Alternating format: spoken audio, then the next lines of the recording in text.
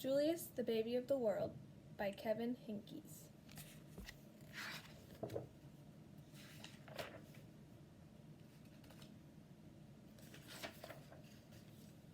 Before Julius was born, Lily was the best big sister in the world. She gave him things, told him secrets, and she sang lullabies to him every night.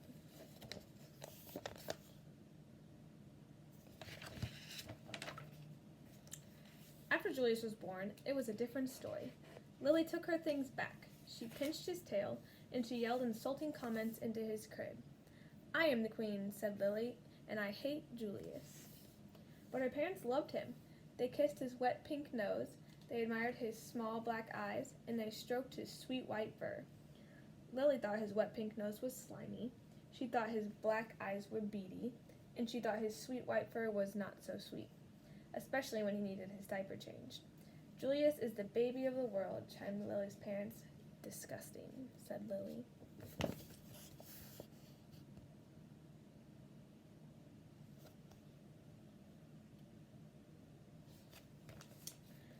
So why do we think that Lily might have changed her mind about her baby brother being so sweet before he was born, and now she decides that he's disgusting and not the baby of the world?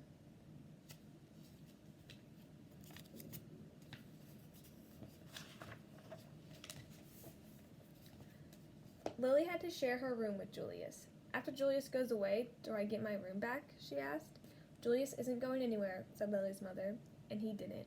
He stayed and stayed. Lily was supposed to be very quiet while Julius slept. "After Julius goes away, can I talk like a normal person again?" she shouted. "Julius isn't going anywhere," said Lily's father, and he didn't. He stayed and stayed.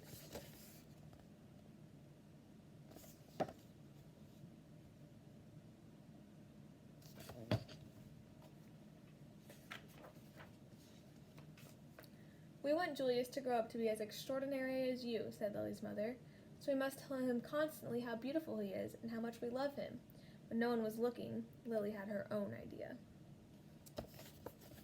So here's the parents telling him that they love them and that he's a beautiful baby. And then down here we have Lily saying, "I hate you and you're ugly." "We want Julius to grow up to be as clever as you," said Lily's father, "so we must sing him his songs and letters whenever possible." When no one was looking, Lily had her own idea. So here they are, singing him the ABCs and counting.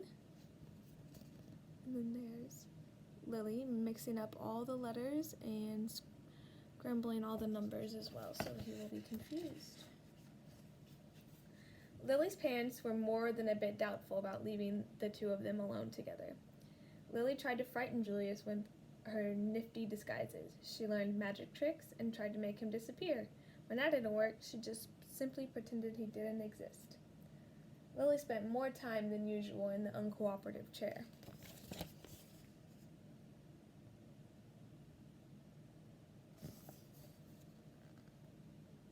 This is her in timeout.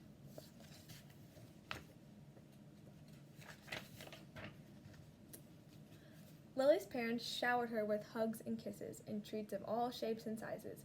They even let her stay up 15 minutes later than her bedtime every night. It didn't matter. Nothing worked. "I am the queen," said Lily, "and I hate Julius."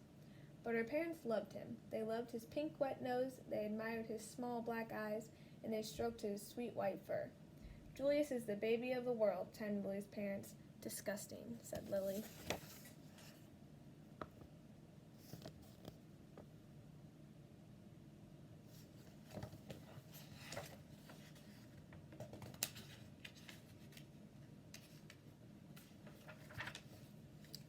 Lily's parents were amused when Julius blew a bubble. "Can you believe it?" they exclaimed. But if Lily did that same exact thing, they said, "Lily, let's mind our manners, please." Lily's parents were dazzled when Julius babbled and gurgled.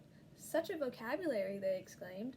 But if Lily did the exact same thing, they said, "Lily, let's act our age, please." Lily's parents were amazed when Julius screamed. "What lung capacity," they exclaimed. But if Lily did the same exact thing, they said, "Lily, let's restrain ourselves, please."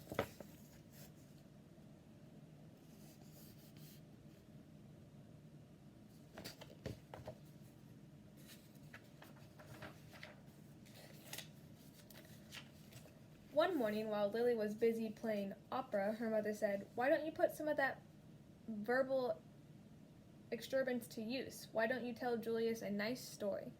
"He's too little to understand a story," said Lily. "He can understand it in his own way," said Lily's mother. "Okay," said Lily, smiling. "Julius, the Germ of the World," by me, said Lily. "Once upon a time," said Lily, "there was a baby. His name was Julius. Julius was really a germ. Julius was like dust under your bed. If he was a number, he would be 0. If he was a food, he would be a raisin. 0 is nothing, and a raisin tastes like dirt." "The end," said Lily. The story earned her 10 minutes in the uncooperative chair.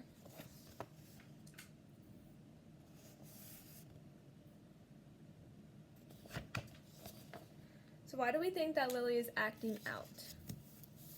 If you had a little sister and you were showed no attention, how do you think you would act?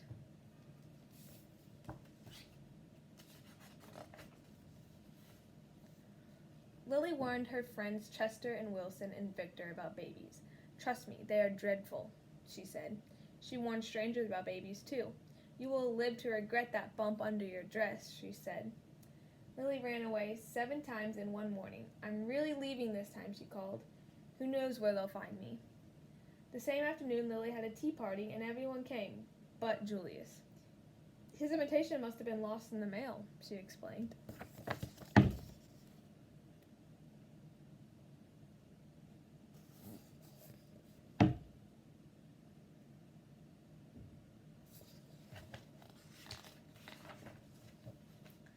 Lily had glorious dreams about Julius, and gnarly nightmares too.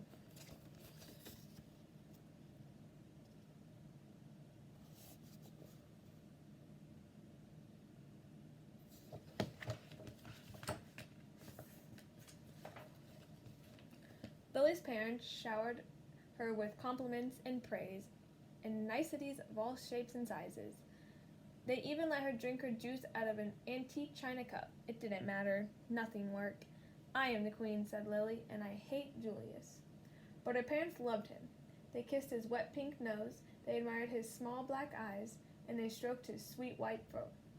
"Julius is the baby of the world," chimed Lily's parents. "Disgusting," said Lily.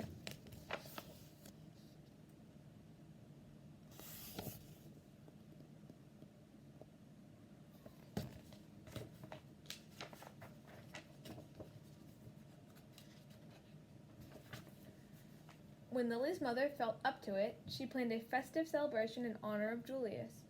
All the relatives came. There was quite a spread. "What's the big deal?" said Lily. "Haven't they seen a little lump before?" Apparently not. All afternoon the relatives hovered over Julius. They kissed his wet pink nose, they admired his small black eyes, and they stroked his sweet white fur.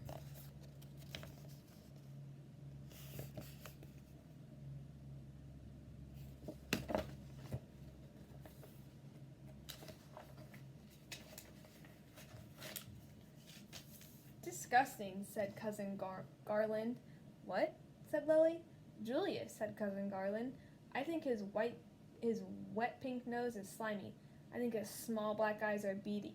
And I think his sweet white fur is not so sweet. He needs his diaper changed." Lily's nose twitched. Her eyes narrowed. Her fur stood on end, and her tail quivered. So what do you think is going to happen? Do you think Lily's upset that someone's talking bad about her brother?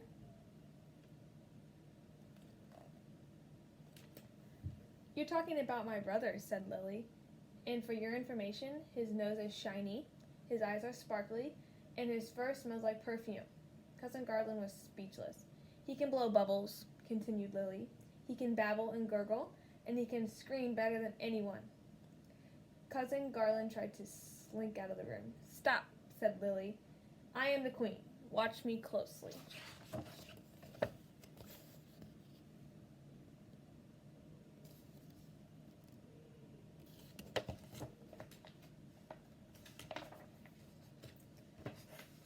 Lily picked up Julius. She kissed his wet pink nose, she admired his small black eyes, and she stroked his sweet white fur. "Your turn," said Lily, handing Julius over to Cousin Garland. "Kiss, admire, stroke." Lily commanded. Now repeat after me, said Lily. Julius is the baby of the world. Julius is the baby of the world, said Cousin Garland. Louder, said Lily. Julius is the baby of the world. So why do you think Lily changed her mind about her little brother?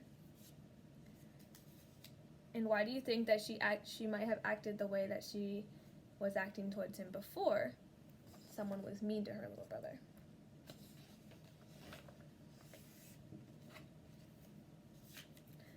That's the end of the story. So for any of you who do have little siblings, have you ever felt like they got all the attention and you got nothing and you didn't like your little siblings? And then all of a sudden one day you decided that maybe they're not so bad and you and your little sibling can be friends. Or if you don't have any little siblings, then maybe one day you will be and you'll know to be nice to them because they are your friends after all. Bye guys.